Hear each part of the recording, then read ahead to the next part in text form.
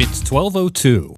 This message comes from Kachava. It can be tough to stick to your wellness routine, especially when you're on the go. Kachava's new travel packs make it easier. Just one packet provides nutrition ready for wherever life takes you, with protein, fiber, greens, probiotics, electrolytes, and more. Take your daily ritual with you. Go to Kachava.com and use code NPR. New customers get 15% off their first order. That's KACHAVA.com, code NPR. Live from NPR News, I'm Giles Snyder. A trade court has dealt another blow to President Trump's tariff policy. NPR's Scott Horsley reports the court found Trump was wrong to impose a blanket 10% tariff on most goods the U.S. imports. President Trump ordered these new tariffs to replace an earlier round of import taxes that were struck down in February by the U.S. Supreme Court. But the Court of International Trade says these new tariffs are also unlawful. Trump relied on a statute that authorizes tariffs only under certain conditions, and 2 out of 3 judges concluded those conditions don't currently exist. It's not clear how wide-reaching this decision will be. For now, it applies only to 2 importers who challenged the tariffs, along with the state of Washington. The administration's already in the process of refunding tens of billions of dollars collected under the original tariffs struck down by the Supreme Court, and it continues to explore other options to impose new tariffs. Scott Horsley, NPR News, Washington. The U.S. and Iran exchanged fire again Thursday. The U.S. military says it intercepted Iranian attacks on 3 Navy ships as they transited the Strait of Hormuz, and then targeted Iranian military facilities that it said was responsible for attacking U.S. forces. Despite the exchange, President Trump told reporters Thursday night that the ceasefire is holding. Earlier Thursday, Iran says it is examining the latest proposals for ending the war. President Trump was asked about gas prices Thursday night while he was inspecting renovations being done on the reflecting pool outside the Lincoln Memorial. Trump claimed prices are down, but Gas Buddy analyst Patrick DeHaan says Americans are feeling the pain. Everyone's feeling a significant amount of pain. Across the country, the average fill-up generally costs now $15 to $30 more than it did just 3 months ago. The AAA Motor Club says a nationwide average for a gallon of regular now around $4.55. The man who used a homemade flamethrower and threw Molotov cocktails at peaceful pro-Israel protesters last summer in Boulder, Colorado, will serve the rest of his life in prison. The attack injured 6 people, killed one of them, an 82-year-old woman. Colorado Public Radio's Allison Sherry reports. The now 46-year-old Egyptian national told police at the time of the attack that he wanted to, quote, send a message about Israel. But in court for his sentencing, he told the judge if he had to do it over again, he wouldn't, and that he was sorry. He then said he believed in justice, and he wished Colorado had the death penalty, so he could be sentenced to it. Victims told the judge the anti-Semitic attack has left them with lingering trauma. Dr. Rahel Halpern was injured that day. We have been surrounded by words that created a space in which somebody can imagine then throwing 18 Molotov cocktails is the right way to deal with whatever concerns he had. The man still faces federal hate crimes charges, and the death penalty is a possibility in that case. For NPR News, I'm Allison Sherry in Boulder. This is NPR News. Crews in Indonesia are rushing to rescue at least 20 hikers following the eruption of the Mount Dukono volcano. Indonesia's volcanology agency says the eruption sent ash into the sky as high as 6 miles. The head of the local rescue agency told Reuters that 9 of the hikers are from Singapore and the rest are Indonesian. The BBC says police have confirmed the deaths of 2 foreigners and 1 local resident. There's new research on cell phone bans in schools across the U.S. and their effectiveness. More than 2/3 of states have implemented some type of restrictions. NPR's Sequoia Carrillo reports on the latest findings from the National Bureau of Economic Research. This week's study found that states with restrictions saw dramatically reduced cell phone activity in schools. Teachers reported that the number of students using cell phones in class dropped on average from 61% to just 13%. On the other hand, the research found that the bans had a, quote, close to zero effect on test scores. But Thomas Dee, a professor of economics at Stanford and a co-author on this study, characterized this research as the first draft of a new approach to schooling. Even though these bans are very popular with teachers and across party lines, this is new territory. Sequoia Carrillo, NPR News. Following the latest exchange of fire between the U.S. and Iran, stocks slipped in Asia in Friday trading, but the markets in Taiwan, Japan, and South Korea set for strong weekly gains. Oil prices rose. Benchmark crude tops $100 a barrel. This is NPR News. Oh, hey there. I'm Brittany Luce, and I don't know, maybe this is a little out of pocket to say, but I think you should listen to my podcast. It's called It's Been a Minute, and I love it, and I think you will too. Over the past couple months, over 100,000 new listeners started tuning in. Find out why. Listen to the It's Been a Minute podcast from NPR today. Courageous Detroit Network. Friday afternoon, settle in your seat. Wendy and Keith bring the truth to the beat. Real conversations straight from the soul. Breaking it down so the whole world knows. From city streets to the biggest stage, talking politics in a brand new way. Latest issues, voices clear. What you need to know, you'll hear it right here. Courageous conversations where the truth is spoken. Wendy and Keith keep the dialogue open. Courageous DetroitNetwork.com. Stay informed. Stay connected.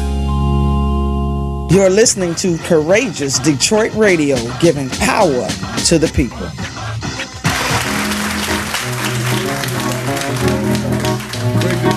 Courageous conversation with Wendy and Keith.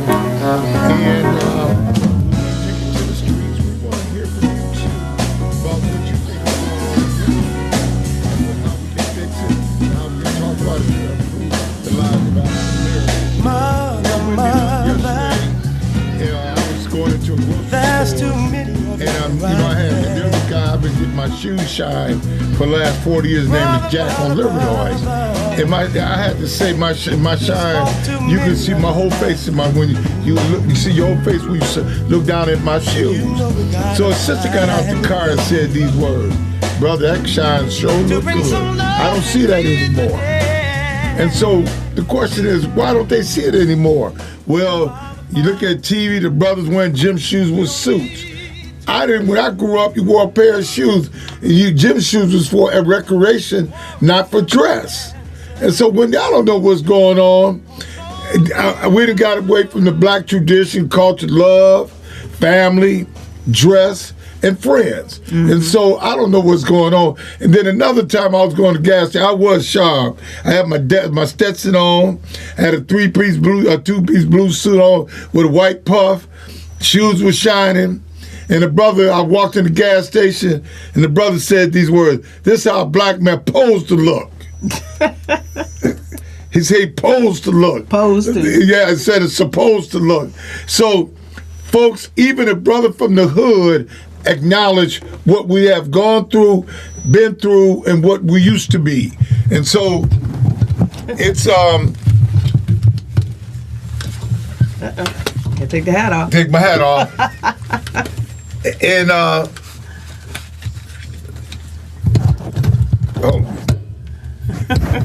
okay. So yeah, when I'm just telling you, we done got away from dress. We done got away from style. Yeah. I remember back in the day we drove nice cars. Yeah. From the Deuce and a Quarter to the 98. I just want to get back to those days. Yeah.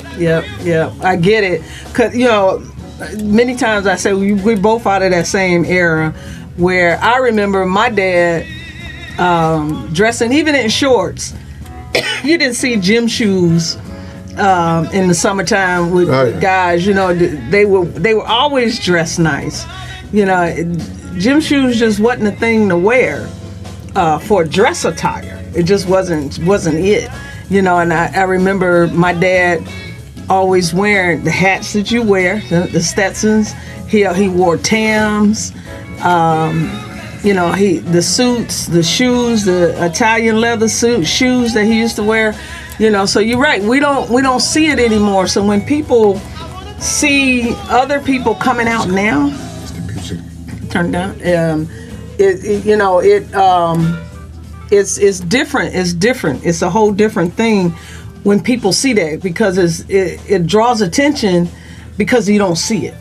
It's out of the norm for today's style. When you look at the civil rights movement, the ladies' dress was impeccable. The brother wore the hats, short sleeve shirts. See, I don't wear short sleeve white shirts. I gotta have my cufflinks, okay? I'm just old school. I just believe that we still gotta, be stylish. But more importantly, I want to send a message back to the people. This is how it once was. Mm-hmm. Hi, cuz Pamela Williams-Burrow, my cousin. I'm just saying that, hey, it's real. Mm-hmm. It's real, and hopefully we can get back to being real. Yeah, I get it. You know, and it's something that people, you see a lot of people trying to keep up with the Joneses, people trying to be something that they're not. Yes. You know, you can't afford to live like you think you living.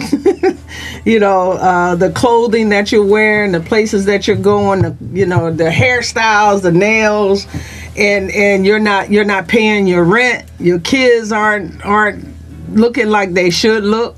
You know, or you're doing stuff for your kids, like $500 for a pair of sneakers. Yes. There's something ain't right with that. Back in the day, I can get $100. You can get a pair of gators. Yeah. Crocodiles and all that other stuff. I'm just saying, it's so awkward to see a brother in a brand new, beautiful suit, and he got gym shoes on. Yeah. I can't get that. Yeah. No. I'm old school.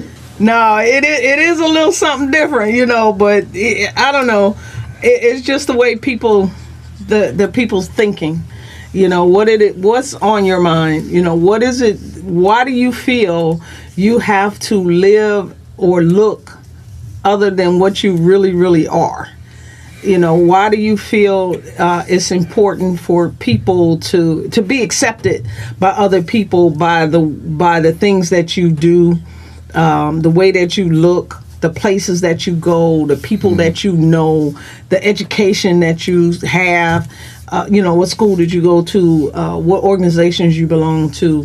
Why do people feel that they have to put themselves in a position that they struggle at trying to maintain because of what other people think? You know, when I'm getting ready, I'm chairman of Michigan Democratic Party Black Caucus, and I'm getting ready to do this campaign called Faith, Family, and Friends. Mm-hmm. Mm-hmm. Faith is what keeps us. Family, faith is what drives us. Family what keeps us. And we had, back in the day, we could love, the old saying about love your neighbors as you love yourself. You know, the neighbor portion was very important in my community and many communities throughout the United States for blacks. We could borrow from each other. We can love each other. Mm-hmm. You know, it was like family, and family it's what drives, it keeps us. It's the whole thing that we live for. And I just think we got away from it. But faith is what drives us. And black folks was always spiritual. On Sundays, my father, when he got up, we all went to church. Yeah. We didn't look at cable all day. Nope. And then when we came back home, you could smell the aroma of the food. Mama put something together. Yep. Okay? Yep. We had a whole meal on Sunday. Yep. Yep. Everything is fast foods now.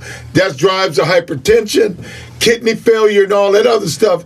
So we was chasing after the man's dream instead of staying in our own zone. Yep. That made us whole as a family, but we still was striving to be the best, but we're still going through that racist behavior that permeates in our community. So how do we get back to family? How do we get back to faith, family, and friends? That's the key question. Well, you started out with faith. So, what is our faith community doing for our families to build that back up? to instead of having prayer breakfasts and a prayer breakfast for who? Yeah, for who? And what politician they got? Yeah, what check they looking for? Yeah, Okay. it's called monetization. Oh, right. Yeah. Okay, right. I get it. So my thing is if the church in our black community. Yeah, understanding that the colonizers allowed us to have church and congregate together once in a while. They had somebody sitting in the back with a shotgun anyway, but they allowed us to come together. They put a Bible together for us to be able to worship out of. They told us what the words were on the thing, and we memorized it. Some of us was fortunate enough to be able to learn how to read a few of the words. But even though all of that has started with what they gave us here in this country, what are we doing now? I mean, we're woke now, supposedly. Most of us are woke now, and to understand that the religion that we have here, in the Christianity that we're practicing here in the United States, was given to us. It was created by them. And gave us so much to learn or to be able to speak on. And a lot of it, and we know that the King James Bible was put together to benefit King James. Mm-hmm. And we've studied out of it. We've gotten divinity license out of it. The word is supposed to be came out of it. So what is our faith community doing to help build up our communities, even learning that a lot of this stuff is not really real. It's not factual. It was put together. So what is our leaders in our faith community doing? Even if they're still coming out of the Bible, there's still some good stuff in the Bible. But what are they doing for our families, for our community? Having a breakfast is cool, but what does it do for the surrounding communities of that church? Now, I live off of Wyoming and 6 Mile. There's 5 churches on 2 blocks. What are they doing for my community with 5 different churches? What are they doing? I don't know about any other cities in America where black folks reside, but I do know this. You can go down any avenue in Detroit and you see church and they're closed. They're closed. They're closed. Those churches should be open for educational purposes, feeding purposes, spiritual purposes, block club meetings and things like that. But, they're closed. Yeah. And then on Sunday, you can't get a parking space in them neighborhoods. Okay? So my thing is, how do we improve the lives of black folks when we idle? My mother used to say, idle mind's the devil's workshop. And when we idle and we're not and try to improve our situations, you get what you get. And so if you look what just happened 2 weeks Saturdays ago, is the Supreme Court justice just came down. They watered the Section 2 of the Constitution, where now you can't use race as a barometer when you derive in districts. They call it gerrymandering and all this stuff, making the district more palpable for them, and what they're trying to do is dilute the black vote. Look what just happened in Tennessee yesterday. Yeah. Folks, this is real conversation. Yeah. Yesterday, Tennessee only had 1 black district, and that was in Memphis. Right. Now they don't have any, and what is happening is black folks are being diluted into a system that's controlled by my white people, my white friends. Okay, so that leaves us at a disadvantage and that dilute our vote. But the most important thing, Wendy, black men are not voting. And when you don't vote, aren't either. Yeah, when you don't vote, you get what you get. So you can't cry when they take your SNAP program from you. You can't cry when you go to the hospital and then they cut Medicaid. You can't cry, you're a senior, you can't get Medicare when you're not participating. Right. I mean, I get it because my sister, for one, who went to court, they had her in court to determine that she was disabled and should be receiving disability. she got it. Oh, because so now she's at the age where it's switched over to Social Security. But she was also still receiving Medicare and Medicaid because she doesn't get that much money in Social Security. They cut her off of Medicaid. Right. So she got Medicare, which is not as much coverage for her as having both of them. So she's back to work, even though she's this has a disability, but a physical disability, but she is back to work.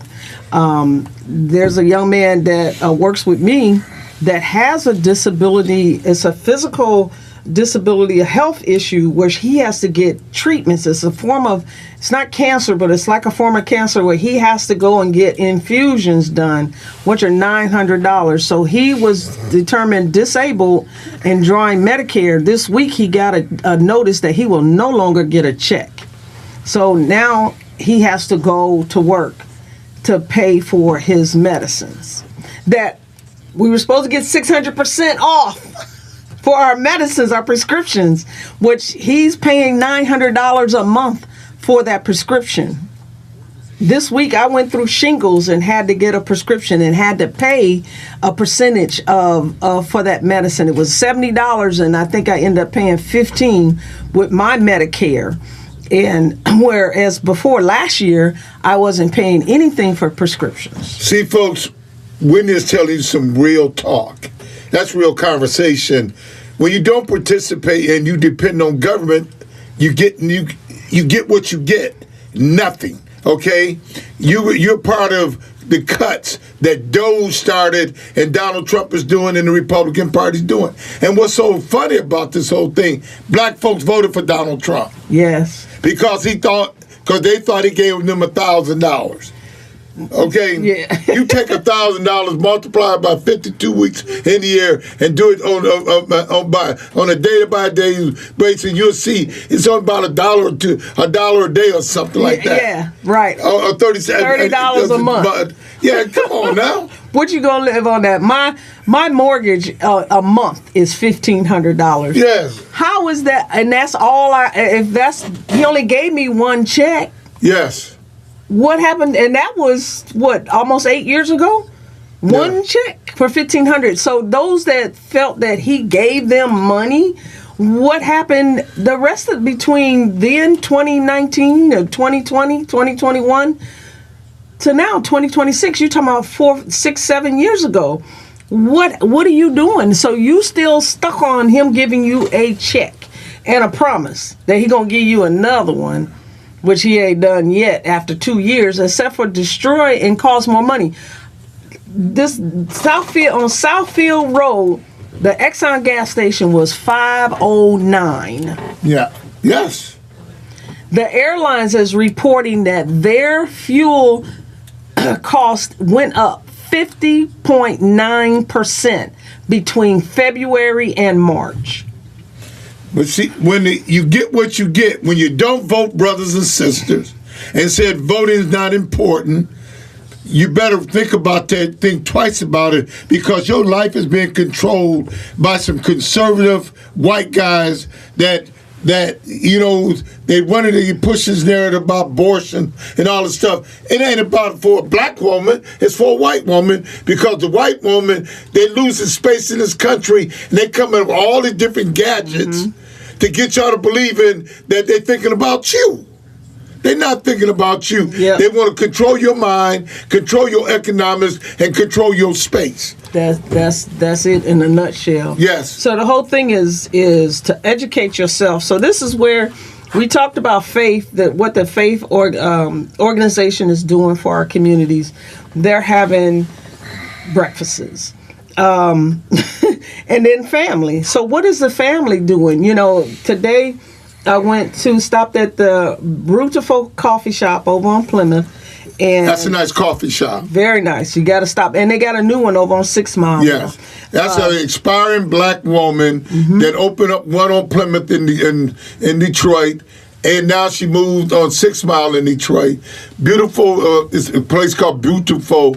The food is good, the ambiance is great, and it's a great educational center where people come in with their laptops. If they need a little break, they can go over there. Mm-hmm. We need more of that, more intellectual conversations. Right, we do. And there were several people in there having lunch, drinking coffee, and just relaxing. It's a really, really good atmosphere to be in. But while I was over there was an organization there that was promoting for foster care. They were looking for people to become foster care parents, volunteers, mentors with the group, and looking for people to sign up to either volunteer, like I said, or mentor, or just be a part of their organization to help out with the people, the young people that they serve. So when we talk about family, so what has happened is that America has destroyed the black family. You know, they took away, they wanted the men out. They wanted the men out of the household so that the woman could survive and take care of her children without him, but depending on the system. So now the family is without now. So we don't have that cohesiveness with the family. Okay.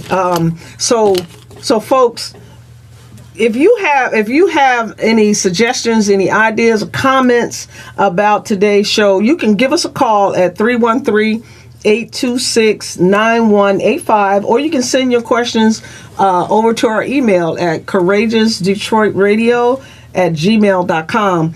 We're I see something going on over here. We're gonna take a break in a little bit, but please give us a call back at 313-826-9185, or go on to the email and send us your questions or comments to courageousdetroitradio@gmail.com. And we want to hear your thoughts on this faith, family, and friends idea as what Mr. Williams has on trying to build our community back up, to help us move forward in this whole thing in America. If we don't fix the family, we'll never fix our space, our communities. The family is key, and that's what I'm going to be promoting this year: faith, family, and friends. So we're going to take a station break. When we come back, we'll continue this conversation.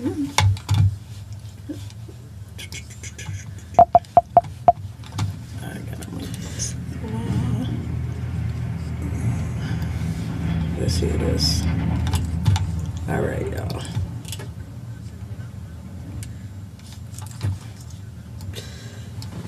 This is our first show. We're going to get there. We're getting the difficulties fixed. But, hey, it is what it is. 1,000-mile journey begins with a single step.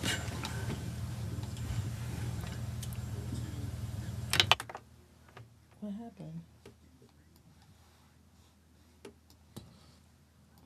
How you doing, everybody? I'm Nina Taylor with this week's Gospel News. Canton Jones is an award-winning Grammy-nominated contemporary gospel singer, songwriter, rapper, vocal arranger, and producer based in Florida. His unapologetic, socially conscious take on gospel weaves sweeping instrumentation, traditional gospel, contemporary R&B melodies, hip-hop, and electronics behind his rich baritone voice. His charting sophomore long player, Love Jones, received a Grammy nomination and charted 2007's Kingdom Business, 2011's Dominaire, featured the Grammy-nominated single Window, 2014's Lust, Drugs, and Gospel, later outings such as 2016's I Am Justice and 2018's Ghost took a hard look at the complexities of race relations in America. In 2020, Jones collaborated with the Christian country duo Zach and Rodney on the single Selma Swamp. He grew up in a musical family in Deerfield Beach. It's a coastal town in southeast Florida. As early as the age of 5, Jones joined a singing quartet his father formed And by the age of 16, he was making beats for himself and other local singers. After high school, he moved his home base to Atlanta, where he attended Morehouse College. It was there that the singer joined the school's popular Glee Club, which afforded him a chance to tour extensively and sing for Oprah Winfrey, Stevie Wonder, Bobby Jones, and Ray Charles, among others. His breakthrough came with an appearance on the Grammy-nominated compilation Holy Hip Hop, Taking Gospel to the Streets. His subsequent release, Love Jones, in 2005.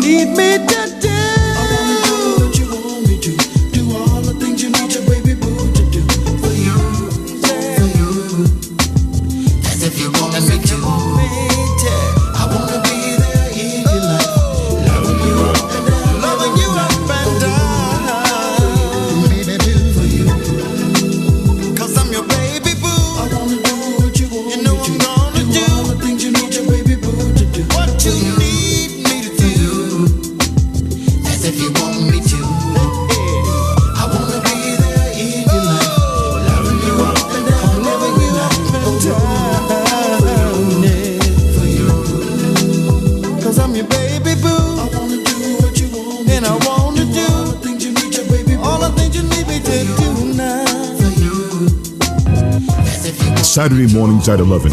It's one of the most engaging, on-point radio shows in Detroit. Detroiters Speak. Talk about the issues and topics in your neighborhood with guests who can make a change. Detroiters Speak. You belong on Detroiters Speak. Saturday mornings at 11. Here on 1340 WCHB. Clean up on aisle 5. Sounds like my life right now. Just one big mess. What's going on? It's my property taxes. What? I am behind and I am so worried that I'm going to lose my house. I can pay some of it, but I can't pay it all at once. Sorry to interrupt. I'm Eric Sabri, the Wayne County Treasurer. The last thing I want is for anyone to lose their property to tax foreclosure. We have assistance programs to help. Visit us at treasurer.waynecounty.com and we'll help you keep your home. We're here to help. Okay, we're back. You know, we got to advertise, we got to pay the bills, and you can see we have a total media infrastructure called the Courageous Detroit Network. We got Detroiters Speak online newsletter, Detroiters Speak show on AM 1340, 837 1340. And we're on every Saturday from 11 to 12. Then during the week on WCHB, we have Courageous Detroit Hour. That's dealing with family issues. And, you know, without family, what is this all about? But on Saturday morning at 11 o'clock, from 11 to 12, Detroiters Speak with Raw Politics. Then on Friday, this is our debut show, and it's called Courageous Conversation with Wendy and Keith. We're just talking about real issues. We was just talking about the Supreme Court situation. Sisters and brothers, I'm not going back. I don't know about you. I'm not going back. I'm going to do my part to vote, to talk to people. If I have to drive people to the polls, and we got to get back to those days when it was long lines to the polls because it meant something. It should mean something to you now. Yes, we're getting up in age, but what about the youth? The youth is splintered from the elderly, and there's no respect. And so what I'm trying to do as a black man, a responsible black man, to do my part to make people's lives better. I've been elected to office. I'm a businessman. I own real estate. I'm going to tell you, it's a joy when a guy, Arab guy across the street from my building, come up to me and ask me would I sell my property to him. That made me feel good, okay? That couldn't happen back in the day. So we have to make ourselves valuable. If we don't make ourselves valuable, then guess what happens? You at the back of the food chain, okay? I don't want to be a part of the menu, okay? I want to be part of the decision making where the deals will get cut. And so what I'm saying to you, say it loud, not black and I'm proud. We need to get back to James Brown. Say it loud, not black and I'm proud. So Wendy, I'm preaching. Hey, I ain't trying to preach, but it's real. Man, they listen to this. They trying to get rid of the history books. Yeah. They trying to rewrite history. Donald Trump did an executive order of getting ready to remember separate water fountains, and they trying to go back to that. Go back to that. Yeah, I remember seeing those water fountains, the black only, white only water fountains down in Kentucky with my grandmother. I remember seeing that. You know, my grandmother cleaned houses for this family majority of her adult life. She raised their kids, and when their kids got grown and married, and she went and cleaned their houses. You know, so she became a generational housekeeper for them. The parents didn't need her as often because the kids were gone. So when the older girl got married and had a baby, my grandmother went and was cleaning her house and taking care of her baby. I know this because she took me with her. And it taught me, because she used to say, "You will not do this. You will not do this. You will finish school and you will not do this." So for her, she saw me graduate high school. No, yeah, she did. She saw me graduate high school. She saw me get married. She saw me have my first child. And so she was very happy with that, being born in the late 1800s, early 1900s, for her to see her oldest granddaughter achieve that was a big achievement for her in our family to have that, because she only had a third grade education and her sisters could not read. They had no education, and her father and mother had even less education. So she was the youngest out of all the boys, and they used to pay for her to go to school to get a third grade education to learn how to read, write. And once she learned how to do that, then she was sent out to work in the white folks' houses down in Kentucky. You know, I look at it, Wendy, it's, you know, I'm passionate about this, about black people doing business with black people loving one another. I'm going to tell you, when I was in college at Eastern Michigan, I met this bad sister who was my black theater teacher. Mm-hmm. Her name is Toni Myrick.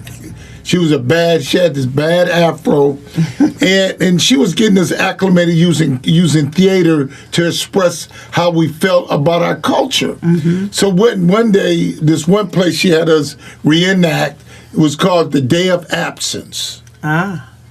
The Day of Absence is the day when black folks disappear for one day. Yeah, that was a movie. It's a movie, okay? That, yeah. And so... And I was in the opening of the act, and I'm trying to remember what I said. It says, I opened up and said, "Good morning, Luke. It looks like it's going to be a good day." then that other guy said, "It looks that way." So it was a really beautiful reenactment of what was happening, but what the possibilities were. Yeah. The possibilities were is that we was going to show them they could do without us. Well, okay. Well, they tried to eliminate us out of the United States. Right. In the late 1700s, early 1800s, when they sent 15,000 of freed slaves that had been here over 200 years to Liberia, Africa. Right. Because they wanted to reduce the population. And folks don't understand what really happened with the Civil War. Yeah, they wanted to keep us slaves, but they also wanted to get rid of us. They wanted us, Lincoln knew it was going to cost too much money to send us all back to Africa. Because that's what most of the colonizer white folks wanted, was to send us back. We were becoming too overpopulated in this country. We were outnumbering them. So they wanted us to send us back, but it was going to cost too much money. So he came up with, let's free them. Though the Southerners didn't want us free. They wanted to keep us under their servitude. We wanted to be servitude to them. So that's what started the Civil War, because they couldn't afford to send us back, and they wanted to free us. But the other half said, no, we want to keep them slaves. Yes. They can stay, but they got to be slaves. Right. But we were becoming overpopulated. We were outnumbering the white people in the United States, and they had to do something to stop it. You know, I'm going to tell you, Wendy, we have some scared Negroes in our community. Yeah. They want to throw a rock and hide their hand. They want me to go out and speak for everybody. Yeah. And I'm just only one person. But guess what? They benefiting from my conversation. Yes. Wendy, I walk in the streets every day. Thanks was going against Rashida Tlaib. Rashida Tlaib was the congresswoman, the Arab congresswoman. Her whole thing was about Palestine. And so when it was time to vote in 2024, to vote for Kamala, she said no. She said, I'm telling folks to go uncommitted. And guess what? By her selfishness, we get Donald Trump, because she had a following. My thing is this. The other day at the Democratic convention, she wanted to come in my caucus and talk. And I said, no. You're gonna damage a black sister who could be the first black person in the United States. And the brothers and sisters, I'm tired of y'all saying she went black. We all been mixed with that man.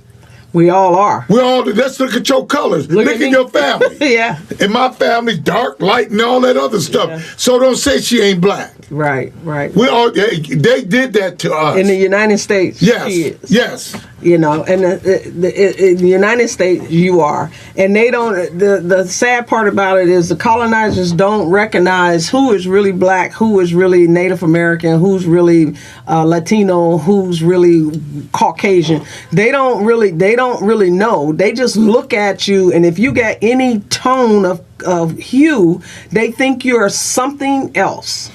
How many Arabs look like they Mexican? Yes. Yes.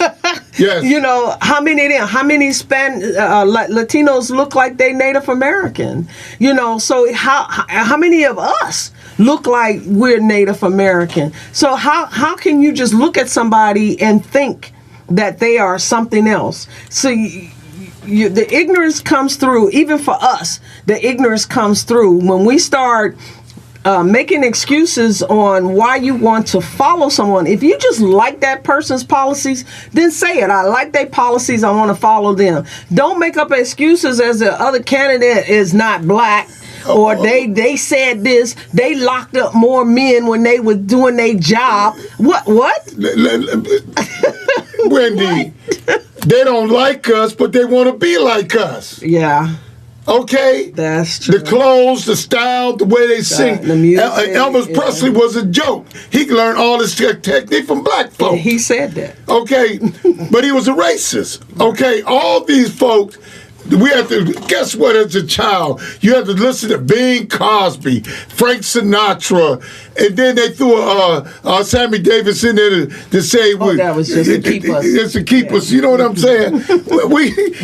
God blessed us, folks. God keeps us, and we are the greatest race on earth. Mm-hmm. My father had to say, nobody's better than you. Mm-hmm. I live by that. I'm going to die by that. I tell my grandkids the same thing. Nobody's better than you. There's only one man that's better than you. He's the one that brought us. He's the one who keeps us. And he's the one going to save us. That's our Lord and Savior, Jesus Christ. Right. Yeah. And anything of that is a bankrupt idea by the man of the colonizer. Yeah. True. It's everything that the colonizers have put together. The forefathers, they knew these days were going to come. This is why the Constitution was written, because they knew that these days were going to come. So stuff was put into place to hopefully keep things at an even keel. But then it doesn't. When you have someone that was duly elected, possibly, that is just overlooking, doesn't care about any of that. And then for people to want to stand behind him, he doesn't have policies. It's ideas that he has. He thinks he's still on that TV show, you know, where he can just create something and then tell people they fired. You know, it doesn't make any sense to me how many people are following and not doing anything. I'm proud of our black communities for not getting out there and getting into those protests with all them white people. Let them all do that, because they sat back and allowed this to come. Let them let them handle that. And I'm glad that we're not getting involved in it. And trust me, all of this little stuff. But Wendy, that's the underplay and overplay too. That's the economics. Whoever putting that thing on getting paid. Oh yeah, they're getting paid for it. Yes. But they're trying to lure us in. They had that black man make an attempt, who happened to go to school with the vice president's wife.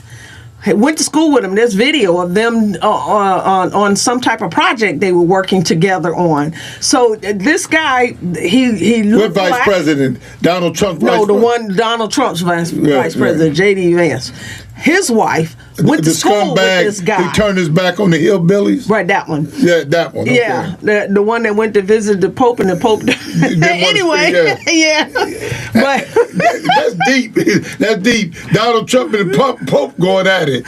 What kind of mess? Yeah, it's mess. Yes. So when you look at it, we're really trying to reel us into all the negativity of Trump. They want us to stand up, but none of our so-called leaders have stood up and said nothing about getting involved in the protests and standing out and talking out against Trump. They say things, but they don't tell us we get ready to join this fight. They don't tell us that, and we're not doing that. And I'm so proud of our black people that have not gotten involved in that white issue, because that is colonizers' issue.